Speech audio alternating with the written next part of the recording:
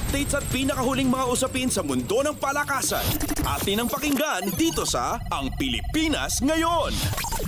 Pinataob ng Strong Group Pilipinas ang nagdedepensang kampyon na Future Sports USA 112-90 para manatiling malinis ang record sa 43rd William Jones Cup na ginanap sa Xinhuang Gymnasium sa New Taipei City, Taiwan.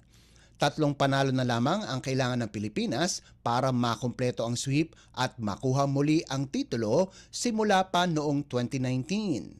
Samantala, ito na ang ika-5 magkakasunod na talo ng USA.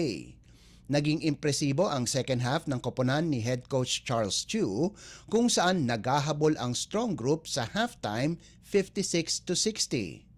Nanguna pa rin ang former NBA player at San Miguel import Chris McCullough para sa Pilipinas kung saan nakagawa ito ng double-double na may 24 na puntos at 18 rebounds, sahog pa ang 7 assists at 3 tapal. Nakakuha naman ng tulong si McCullough mula kay import Tawan Agi at incoming PBA rookie RJ Abarrientos sa nagawa nilang 19 at 17 puntos ayon sa pagkakasunod. 3 pang players ng Strong Group ang nakapagrehistro ng double digits kung saan nakalikom ng 11 puntos si Jordan Heading at kapwa si Ange Kwame at Allen Liwag ay nakagawa ng 10 puntos bawat isa. Ang pinakamalapit na katunggali ng Strong Group ay ang Chinese Taipei Team A na parehong wala pa ring talo sa loob ng 4 na laban. Updates at pinakahuling mga usapin sa mundo ng palakasan. Atin ang pakinggan dito sa Ang Pilipinas Ngayon. Nakapasok sa second round ng W100 Vitoria-Gasteiz International Tennis Federation o ITF Tournament si Filipina tennis star Alex Ayala pagkatapos payukuin si Dutch qualifier Lian Tran 6-4, 6-2 sa Espanya. Susunod na mga kalaban ng 5th seed na si Ayala ang Espanyol na si Lucia Cortez Llorca. Binuksan ng unseeded na si Llorca ang kanyang kampanya ng panalo laban sa Turkish qualifier na si Pemra Ozgen 6-2, 6-1. Ang panalo sa singles match ni Ayala ay nagawa pagkatapos manalo siya at ang kanyang French partner na si Estelle Casquino na tinalo ang magkapatid na Spaniards na sina Carolina at Jimena Gomez 6-3, 6-2 sa opening round ng women's doubles. Sunod na mga kalaban ng tambalang Ayala at Casquino ay sina Victoria Bervid ng Czech Republic at si Laura Mair ng Italy na tinalo ang isa pang magkaparehas na Espanyol na sina Maria Pia Orga Nebra at Leire San Jose 6-2, 6-1. Una nang nakalaban ni Ayala si Llorca nitong nakalipas na taon sa kaparehong torneo kung saan nanaig ang 19 anyos na si Ayala kay Llorca sa quarterfinals.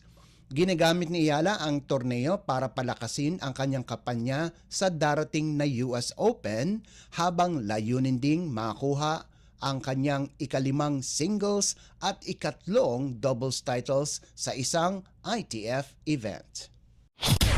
Updates at pinakahuling mga usapin sa mundo ng palakasan.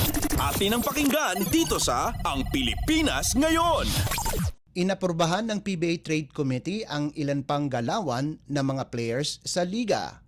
Dahil sa sobrang guard sa koponan, pinadala ng Northport si sophomore Brent Paraiso sa Terra Firma kapalit ng second round pick sa 51st season draft.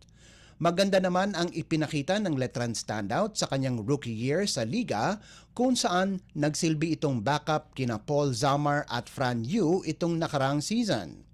Dahil sa pagkuha ni Gio Halalon mula sa Magnolia na kabilang sa isang negosasyon para ilipat si Zav Lucero at pati na rin sa pagkuha kina Dave Ildefonso at Evan Nel itong nakaraang rookie draft, ang minuto sa paglalaro ni Paraiso sa rotation ng Northport ay tuluyan ng mawawala. Bukod kay Zamar at Yu, andyan din si Chris Rosales at Paulo Taha sa lineup ng Batang Pier. Sa kabilang banda, pagpasok ni Paraiso sa jeep, hindi pa ring magbabago ang gagampanan niyang bilang backup kasama si 10th overall pick Mark Nonoy para kina Stanley Pringle at Hwami Chongson. Samantala, pinadala din ng Rain or Shine ang kanilang 20th overall pick na si Miggy Corteza sa Blackwater kapalit ng 51st season round pick na pag-aaring orihinal ng TNT. Nakasama na sa ensayo ng Blackwater ang 6'4" forward na si Corteza bago pa man ang trade.